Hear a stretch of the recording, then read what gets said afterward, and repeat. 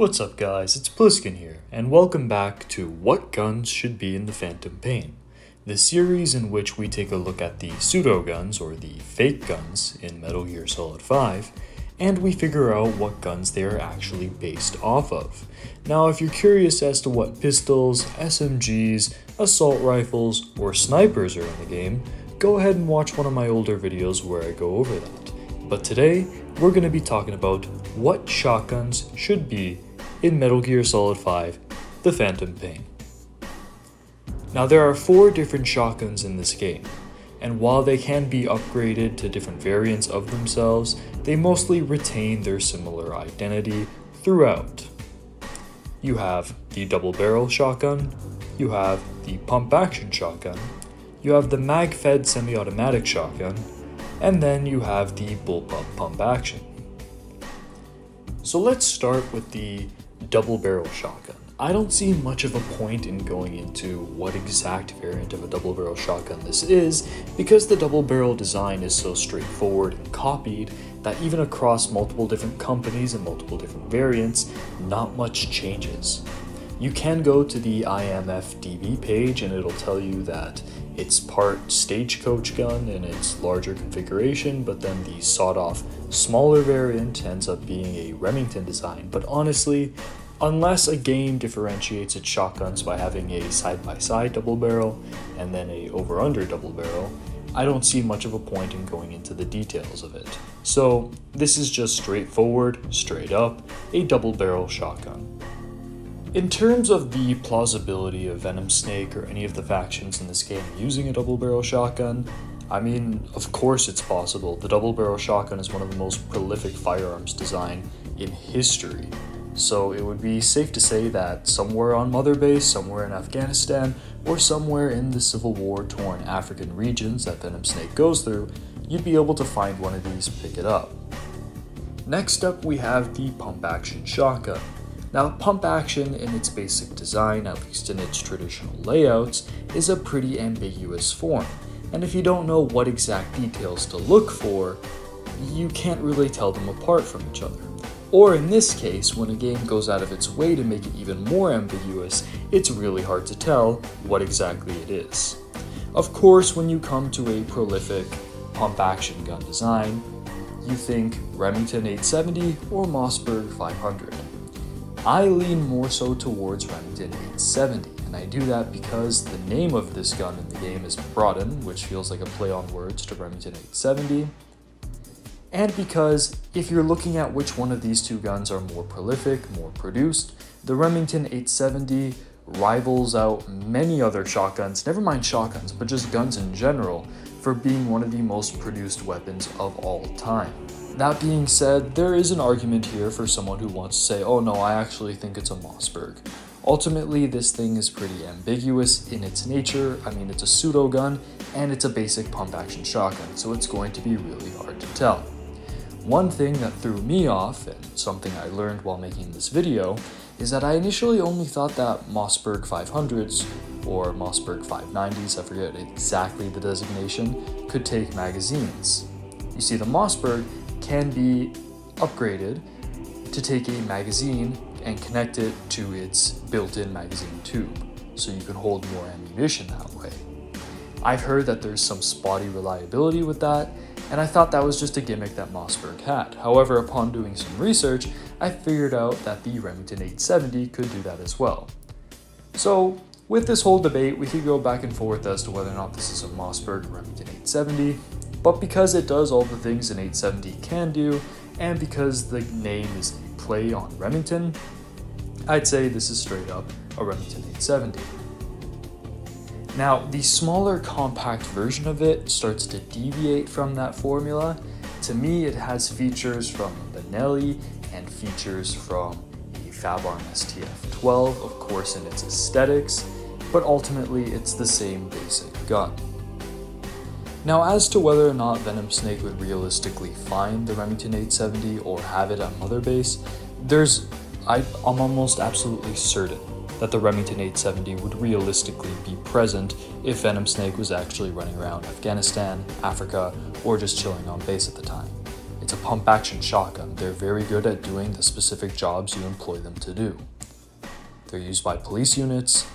The military used to use the Mossberg 500 for blowing off door hinges.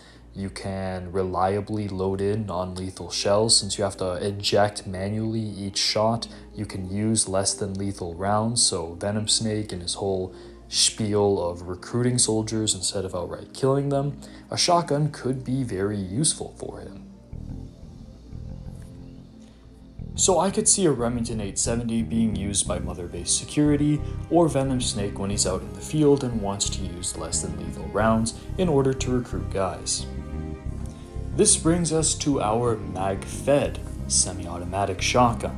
Now at first glance, anyone who's played video games would probably think this is based off of the Saiga 12, because this is clearly a K derivative in its design, and it's firing 12 gauge, and that's kind of what a Saiga 12 is.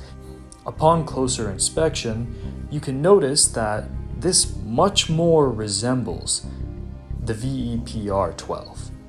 Now the VEPR 12, and I'm sorry if I'm pronouncing that wrong, I always tend to mix up acronyms or pronounce things the wrong way, and I've had a couple of you guys in the comments point that out, so here you go, here's something else to make fun of me over.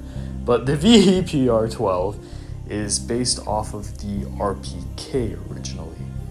The differences between this and the Saiga are minimal at best. However, it's worth noting that it is a different brand, a different gun, and a different design.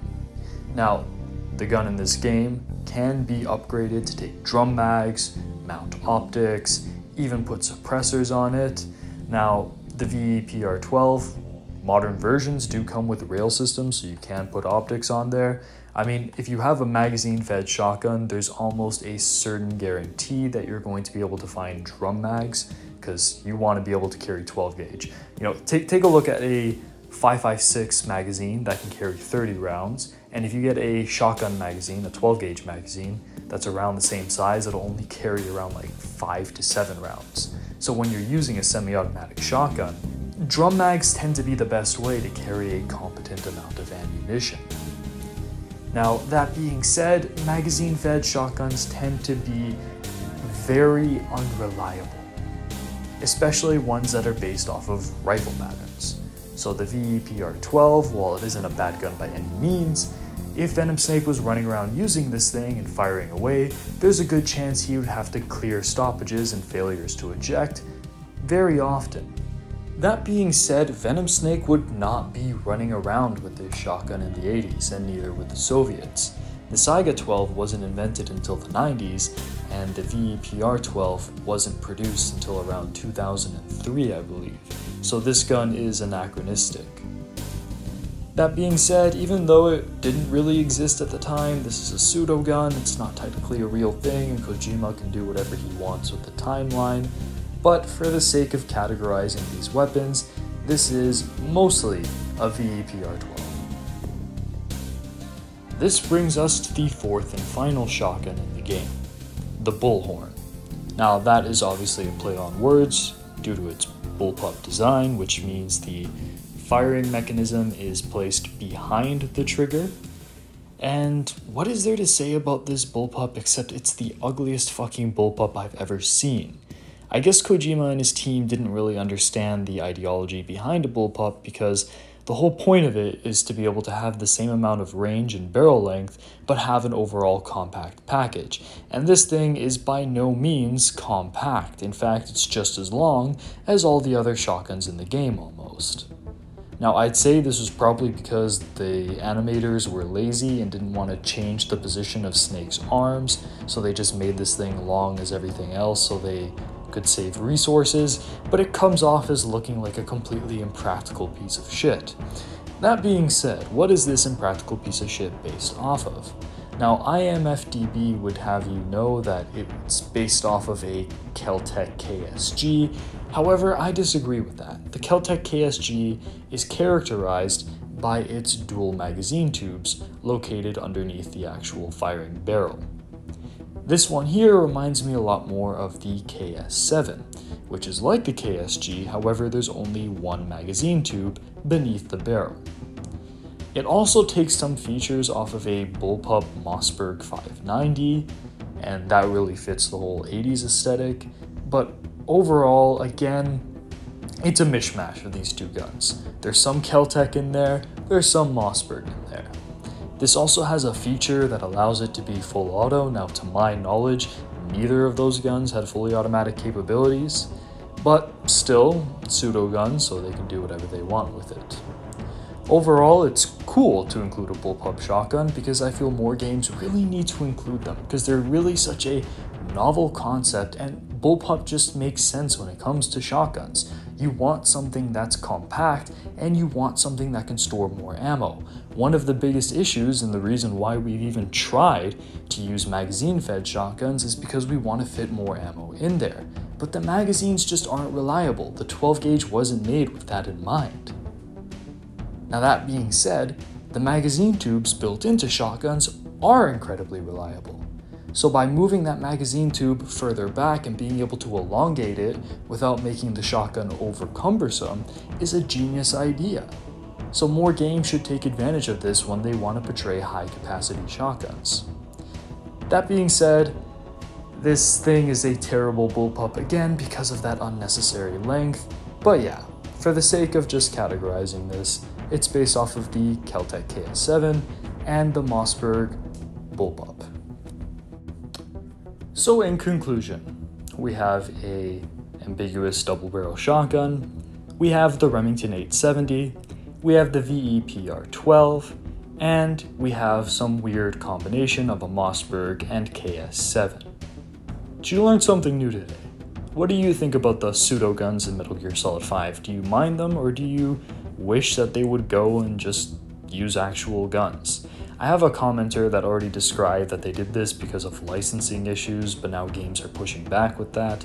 But at the same time, Metal Gear Solid 5 is already made and done, so what do you think about it? What do you think about the guns? What do you think about the shotguns? Do you even use shotguns in Metal Gear Solid 5?